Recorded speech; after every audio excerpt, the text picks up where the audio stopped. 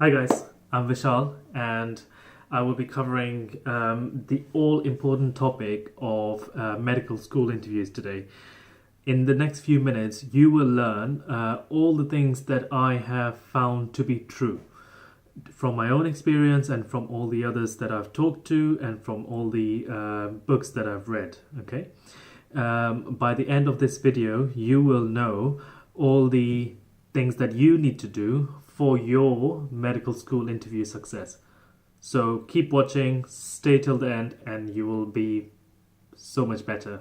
Number one, medical interests. As you can expect, everyone that's going to medical school in the UK will have the grades. They're not interested in finding out what grades you got. They will have that on paper. Do not go on banging on about your grades. Don't do that. That will be a mistake.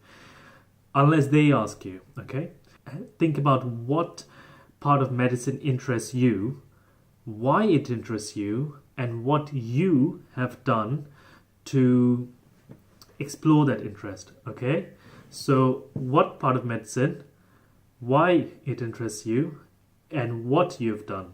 3 things.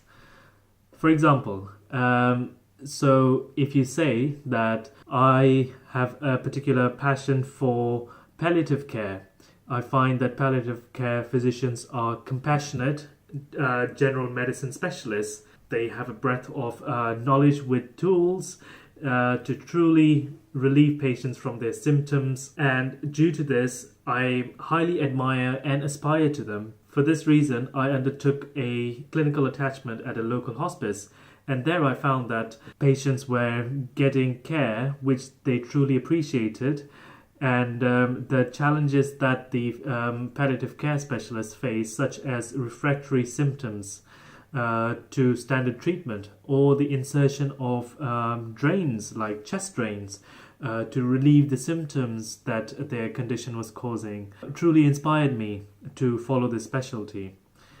That shows you that you have an interest, specific interest, and why you have it, and what you have done. Okay, so these are key things. So that's the first thing. Non-medical interest, or your qualities as a person. Okay, always think about what you can offer them. Okay, as the medical school. That's one, to the UK public and to the NHS as a doctor. Obviously, why would they give you this medical school seat if they find that someone else has got a better quality set than you? They can offer more than you, right? Why would they? It doesn't make sense. So you need to show them that you can offer them loads. So always make it personal. Always make it personal. Make it come from your own life and your experiences. So, for example, I talked about being a calm person in the face of adversity and difficult times.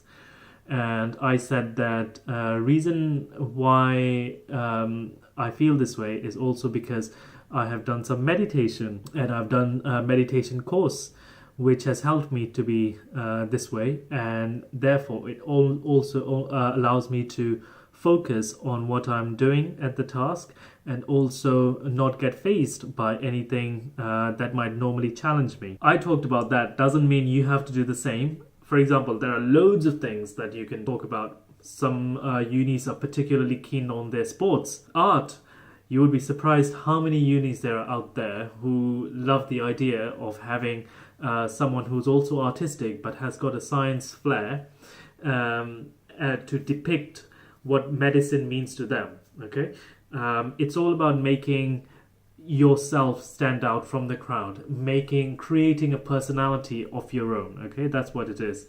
And for example, some of them might be very keen on teaching or research. So you could talk about how you have had some experience, maybe from your own teaching where you've done it to your colleagues, or maybe you've done it at a local school where you volunteered. So you need to talk about all of these things. Number 3, be altruistic. So what does this mean? So show them that you care. I did a volunteering project for a few days when I was applying for my medical school, just before I did, with the UNFPA for a few days in a badly flood-hit area. And that went down very well. It was only a short volunteering trip, and it was only about 2-3 days, but it showed that I cared and that I was willing to give up part of my time and make the effort to do something for the wider community. And that's what you need to show as well, because as doctors, you will have to go out of your own way on more than one occasion, trust me, to for the betterment of the patients in front of you, for the team, for the NHS, for all of it. So it is very important that you show them that you care as a human being. So if you haven't done anything yet, try and do something. Just volunteer, make time and volunteer in schools, community centers, hospitals, whatever you can get your hands on. Google and do your research. That is very important. Number 4, the NHS. Know how it runs. So you need to know just overall what the NHS does, how it runs, what the issues are, all of it. Okay. So let me give you some examples. Know what the annual budget is, what the CCGs are, what is the GMC, and what does it do, and what is CQC. Know about also the important reports like the Harold Shipman case. Keep a very close eye on the health and sciences sections of news channels, for example, the BBC or the Independent. Follow what's going on in the science world. Read science magazines like Nature and A New Scientist, which should be available either from your own sixth form or college, or from your local library, or you can do an online subscription if you can pay. Keep a regular eye on all of this, because you don't know what is going to come up in your interview from a science perspective. Have opinions about the NHS, what the crisis is, what the winter crisis is, but on a more serious note, just generally what the challenges it faces are. Offer some solutions. Have a think about what you would feel should be the solution. Okay, of course, it doesn't mean that you will have thought about everything, because at the end of the day, you are trying to get into medical school, really, isn't it? You're not becoming a minister. You don't have to deal with any of it. But it shows that you have thought about it. You appreciate that there are difficulties. And not just that, you have also thought about what might be possible solutions. Okay, just shows that you can think for yourself. That's important. That is vital. That's the reason for doing all of this, isn't it?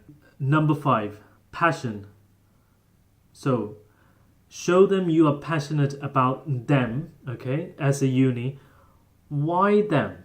Have a think about why you have chosen their university. You need to come up with some concrete, objective reasons, whether it is their teaching, their research, their location, their diversity, their specific intercalation courses. What is it that makes them stand out? Which is why you have gone to them, so that they can provide you with a place at their university to pursue medicine. If you don't have good reasons, basically that shows that you haven't had a think and you're just trying your luck, basically. That's not a great quality for someone who wants to become a doctor, is it? Yeah, so don't do that. And also have a look at their actual website. Look at what they are leaders in. Some universities are leaders in stem cell research or sports medicine, for example, So this kind of stuff. Look at their website, because they will always have clearly outlined what they are famous for. So they will like it if you talk about it. And it's even better if your interests align with all of this.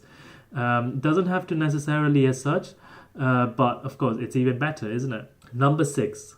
Remain composed and calm. During the interview, they may well ask you very tough questions, which will push you well beyond your comfort zone, make you feel uncomfortable, awkward, and almost guilty, right? So what do I mean by all of this? How can you feel all of this? Let me give you an example from my own interview. This was about embryological stem cell research to help patients recover from major injuries in their lives, okay? If you don't know what this is, do look it up specifically and what the different stem cells are, all of this. I'm just going to come off topic for a second. Always read up on the science side of things as well, not just the non-sciencey political and the economic side of medicine, not just that, but also read up on science side of things. You may well be A-level students and you may well not know about stem cells from your own curriculums, but it is important because you need to know what different health specialties are and what different health research is happening at this moment. Otherwise, you won't be able to talk about it. Coming back onto topic.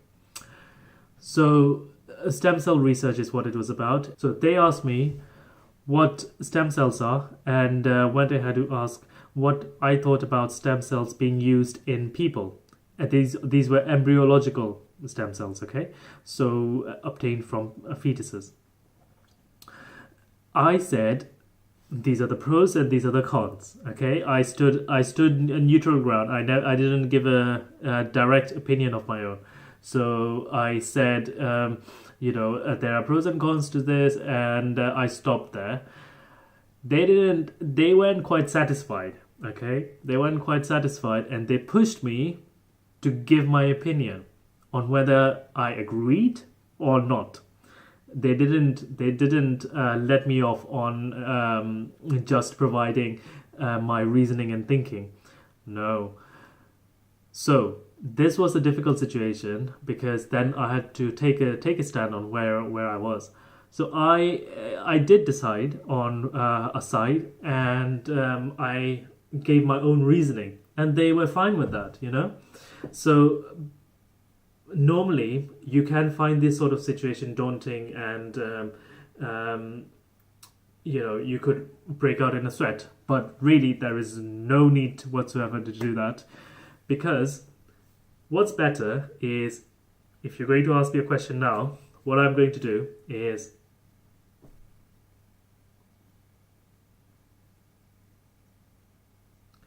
so I think, see what I did? I took a moment, stayed quiet for a few seconds, collected my thoughts, and then I gave a clear answer. I started giving a clear answer. What this shows is that you are a calm and collected person, okay? You don't get fazed by challenging situations. You will take a moment to just obtain all the information, process it, and then make a decision and relay it back. That shows that you have a very clear process of thinking and action. These are all very good qualities for doctors. Don't start flapping about, don't start sweating, don't start saying things just for the sake of saying it. That doesn't go down very well. Lastly, don't forget to smile. You will be surprised how many people do not smile because just how they're nervous they are, just because they look miserable. Interviewers don't like them and they will just grill them further. Do smile. See what I'm doing? This just comes naturally, and make it a habit, so that show them that you are happy to be there and that you are willing to be part of their team and become a doctor under their supervision. They will love you for it. Okay, so these are all the tips that I wanted to give you. The last thing I wanted to say was, recently I was talking to someone who's close to me, and I was thinking that while I do want to give regular advice and tips that will help all of you guys, I also don't want to post every single week, because what that does is that, and specifically, I'm also not going to ask you anymore to press the bell icon anymore, because this what it does is it distracts you from all the work that you need to do for the betterment of your life, right? I don't want to do that. I want to give you value. I want you to benefit from me. I don't want to distract you. That is not my aim at all. But I do want to do this on a regular basis. So what I would love if you would do is, in the right hand side, right bottom corner, is the subscribe button. Do hit that. Don't press the bell icon because it's not really important. Life is more important. And leave your comments and share this video to your friends. I would love that much more, in fact. And I won't be posting it weekly anymore, but I will post, and every time I do, I hope that I give you value and something that you can learn from me every single time. I'll be seeing you on the next one.